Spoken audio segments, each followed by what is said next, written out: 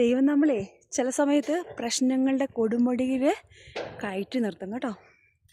അപ്പോൾ നമ്മളൊന്ന് പതറിപ്പോവും, നമ്മൾ എന്ത് ചെയ്യണം അടുത്ത സെക്കൻഡ്സിൽ, അല്ലെങ്കിൽ നമ്മുടെ ജീവിതം എങ്ങോട്ട് നയിക്കണം എന്ന് നമുക്കൊരു യാതൊരു ചിന്തയുണ്ടാകില്ല.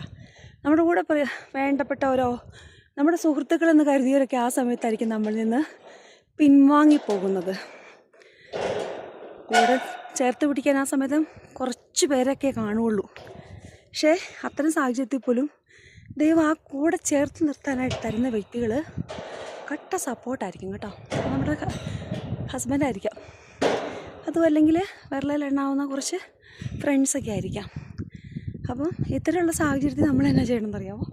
നമ്മൾ ഓർക്കണം, എത്ര പ്രശ്നങ്ങളുടെ കൊടുമുടിയിലാണെങ്കിലും ദൈവത്തിന് നമ്മളെക്കുറിച്ചൊരു പദ്ധതിയുണ്ട്. ഇങ്ങനെ കൊടുമുടിയിലേറി നിൽക്കുന്ന സമയത്തായിരിക്കും ദൂരെ കാഴ്ചകൾ അതിമനോഹരമായിട്ട് നമുക്ക് തോന്നുന്നത്. മനസ്സിലായോ? എന്ന് പറഞ്ഞ പോലെ ഒത്തിരി പ്രശ്നങ്ങളിലൂടെയും പ്രതിസന്ധിയിലൂടെയും കടന്നു പോകുമ്പോഴാണ് നമ്മുടെ ജീവിതത്തിൻ്റെ മനോഹാരിതയും നമുക്ക് നേടിയെടുക്കേണ്ട പല നേട്ടങ്ങളും നമ്മളെ തേടി വരുന്നതും ഇത്തരമുള്ള സാഹചര്യത്തിലാട്ടോ. So stay blessed. ഒരിക്കലും ജീവിതം തോറ്റു കൊടുക്കല്ല കേട്ടോ ഒന്നിൻ്റെയും മുമ്പിൽ. പിന്നെ വേറൊരു കാര്യം എന്ന് വെച്ച് കഴിഞ്ഞാൽ ഒന്നിനു വേണ്ടി യാചിക്കരുത്, പ്രത്യേകിച്ച് സ്നേഹത്തിന് വേണ്ടി. So stay blessed.